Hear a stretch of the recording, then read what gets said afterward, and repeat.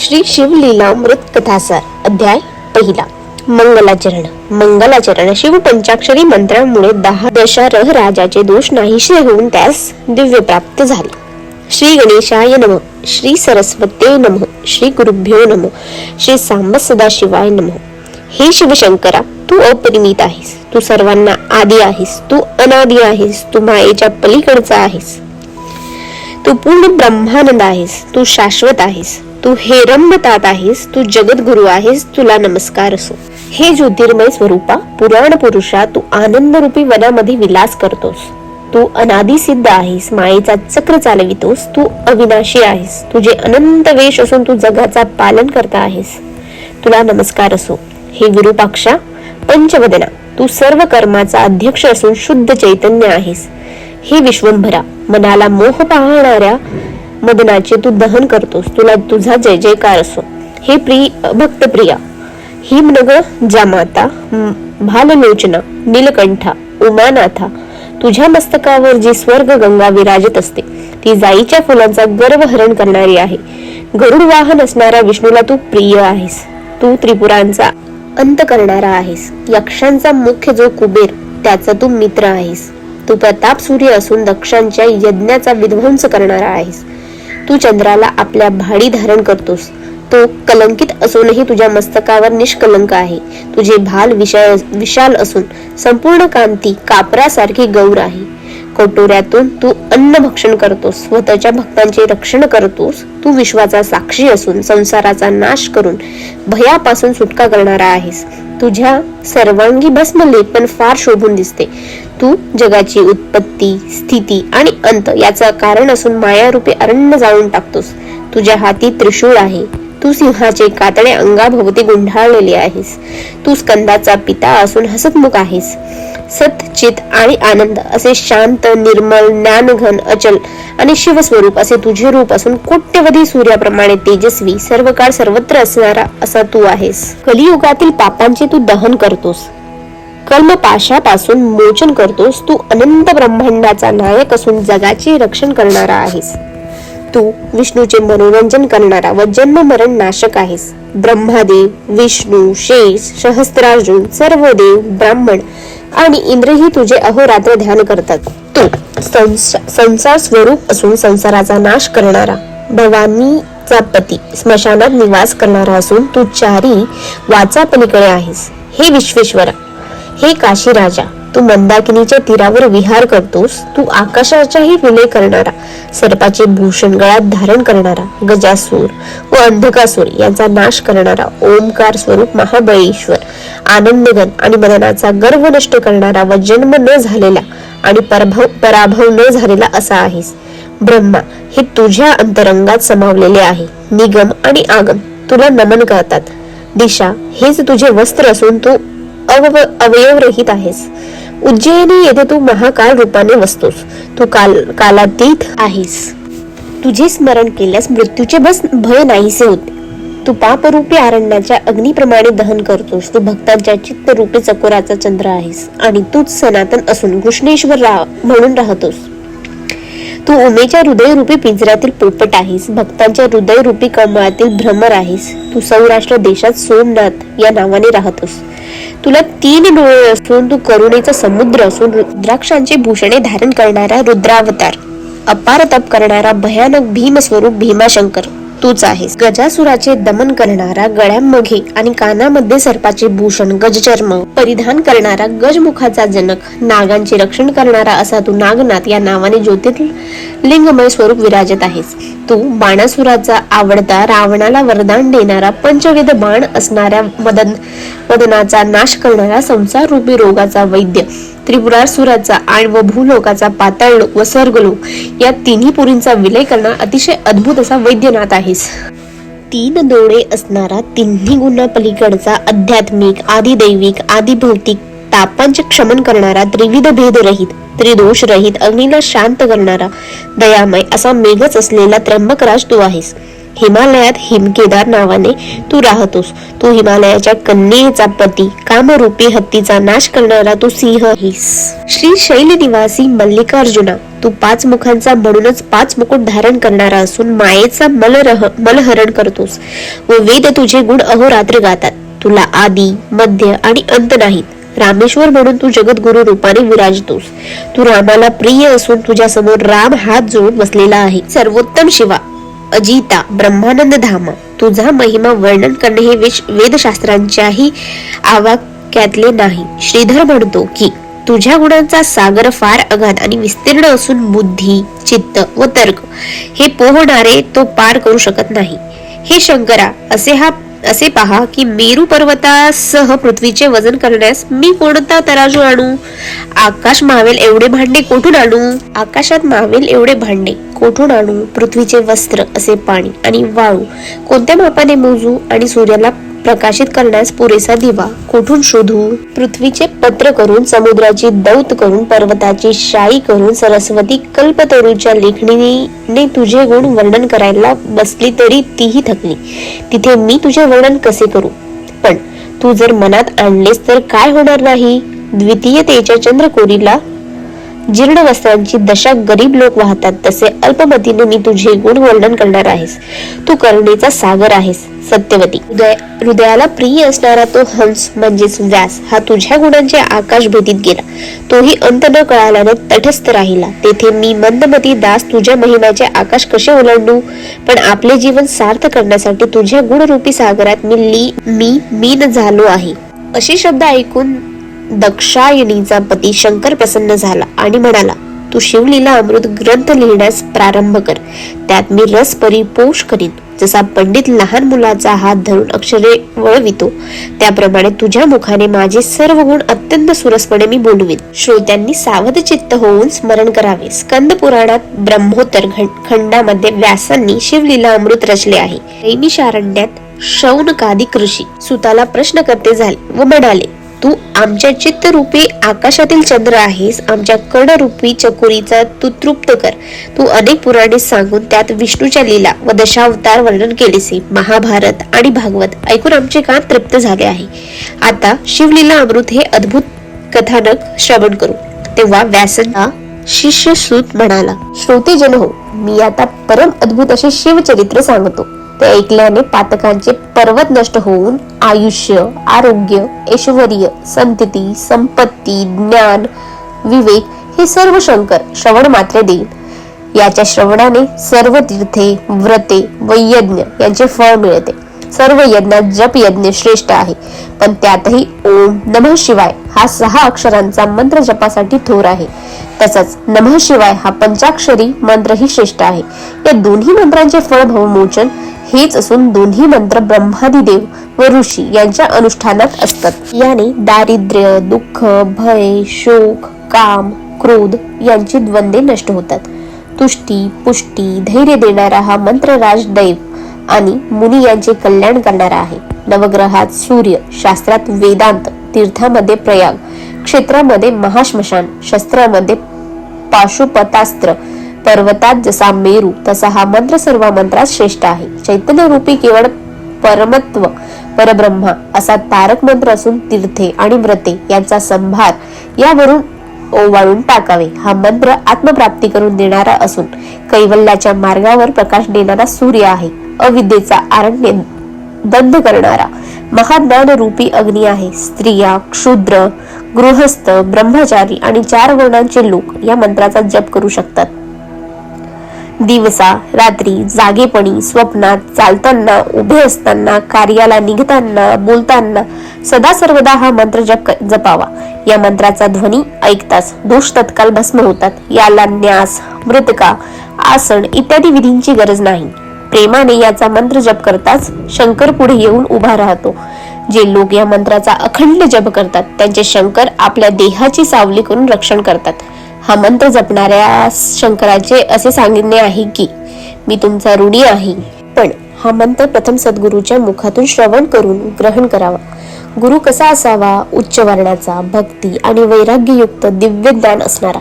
उदार, दयाळू, मीत भाषणी, शांत, दमनशील, दंभ आणि गर्व नसणारा, अहिंसक, अतिशय विरक्त असा गुरु असावा. जरी आपल्याला हा मंत्र माहीत असला तरी उगाच जप करीत जाऊ नये.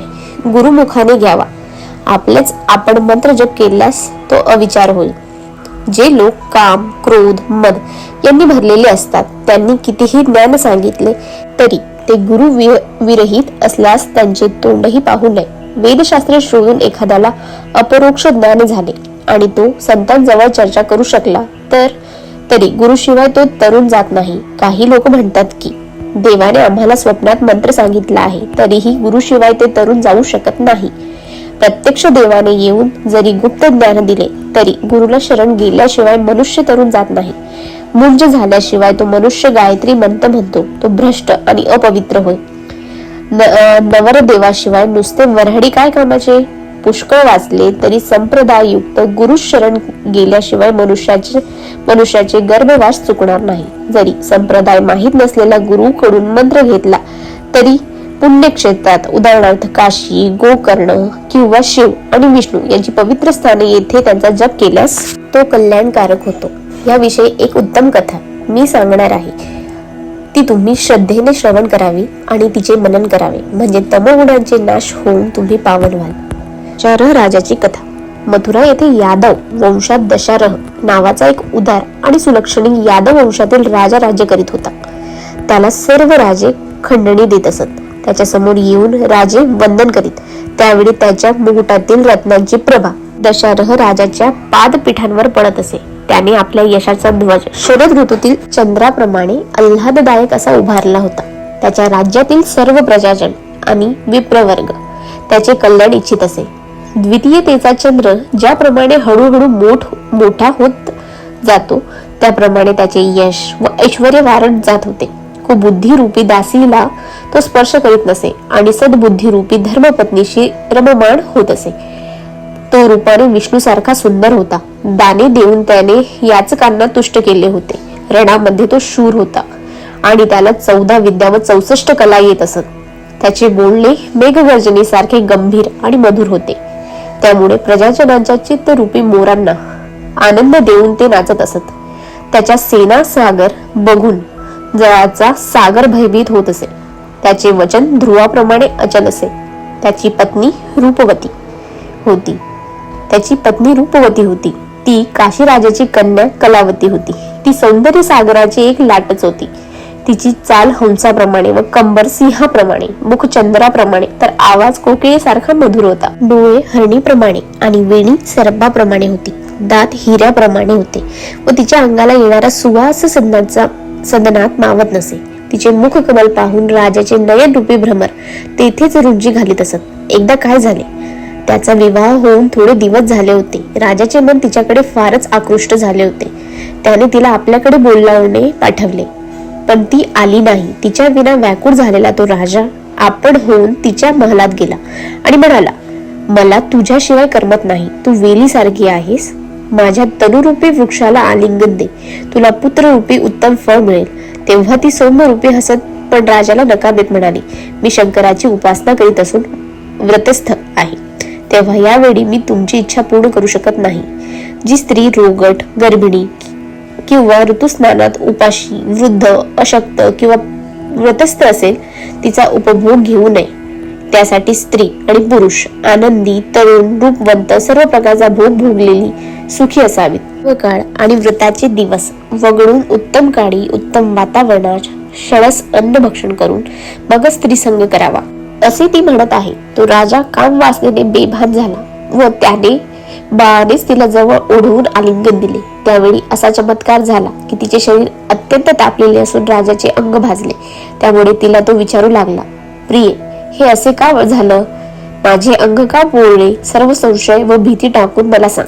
तेव्हा कलावती म्हणाली, राजाधिराज, आपण रागवू नका. दुर्वास ऋषी हे माझे गुरु आहेत. त्यांनी मला असा परमपवित्र शिव पंचाक्षर मंत्र दिला आहे. मी त्याचा अहोरात्र जप करीत असते. आज मी व्रतस्थ आहे. माझे अंग तसे शीतलच आहे पण तुम्ही अभक्ष्य भक्षण केले आहे आणि तुमचे शरीर पापमय आहे. गुरुच्या कृपेने मला त्रिकाल ज्ञान आहे. मला असे दिसते की तुमच्याकडून जप तप शिवार्चन वगैरे काही झालेले नाही. गुरुसेवा घडली नाही. पुढे तुम्हाला नरकवास मिळेल. तिचे ते भाषण ऐकतात राजाला अनुताप झाला.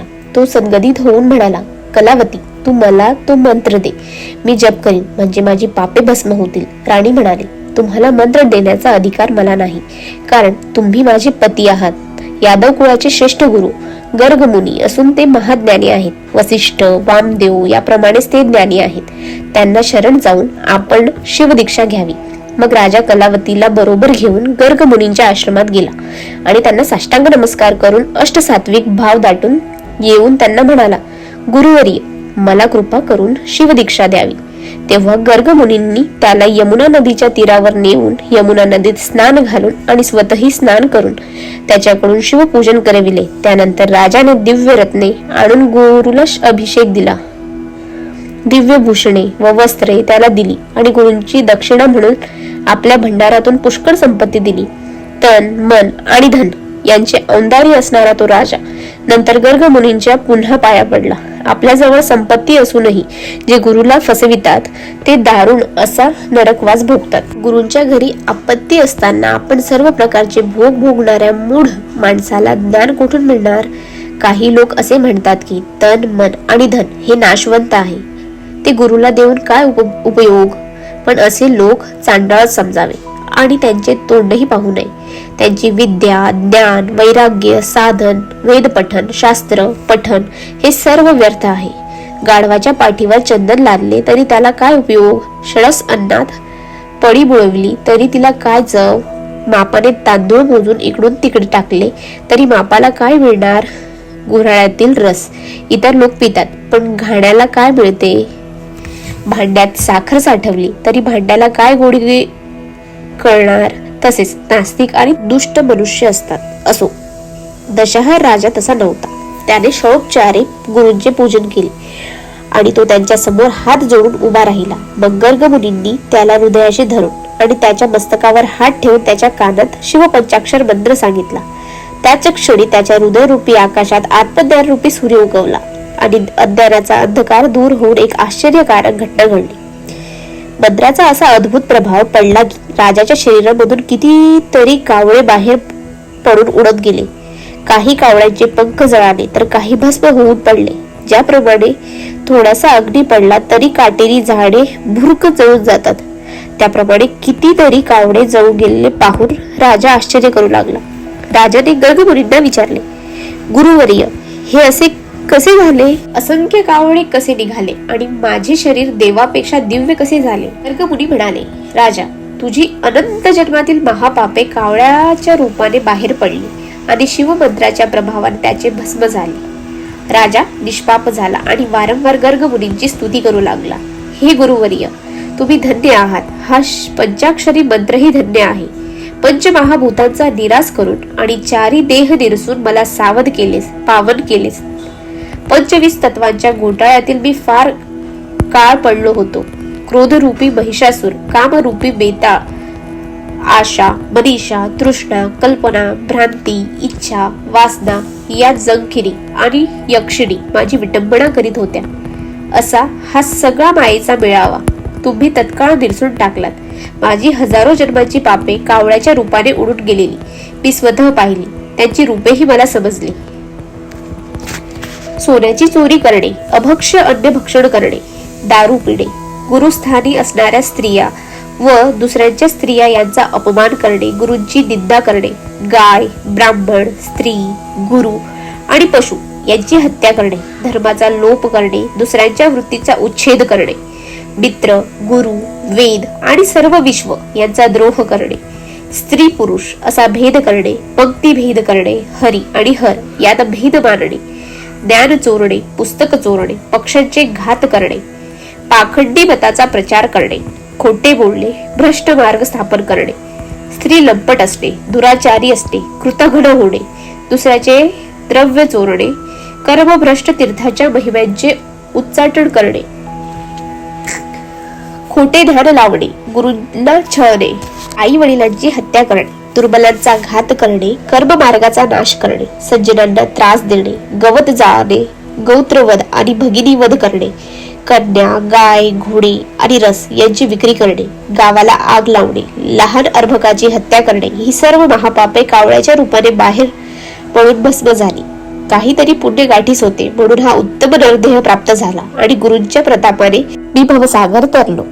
अशा प्रकारे दशरथ राजाने गुरूंची स्तुती करून कलावतीसह आपल्या राजधानीस प्रयाण केले. कलावतीच्या उपदेशाने राजाचा उद्धार झाला. त्याने शिवमंत्राचा जप सुरू केला आणि त्याचे राज्य वाढू लागले. राज्यातून दुष्काळ नाहीसा झाला. रोगराई, अल्पमृत्यू दूर गेले. आता कलावतीला राजाने स्पर्श केला तेव्हा तिचे शरीर चंदनासारखे शीतल लागले. राजाने आपल्या प्रजाजनांना शिवभजन, शिवकीर्तन करा असे सांगितले. सर्वत्र रुद्राभिषेक आणि शिवपूजनाचे तसेच यथाविधी ब्राह्मण भोजन सुरू केले. जे लोक हे दशरथ राजाचे आख्यान लिहितील, ऐकतील आणि पठण करतील, तसेच त्याला अनुमोदन देतील व ग्रंथाचे रक्षण करतील, त्याचे श्री शंकर स्वतः रक्षण करतील. जे शिव महिमा वर्णन करतात ते लोक धन्य आहेत. या पुढील कथा अमृताहूनही सुरस आहे. ती पंडित, चतुर, गुरुभक्त, प्रेमळ आणि ज्ञानी अशा श्रोत्यांनी स्मरण करावी. अध्याय पहिला समाप्त.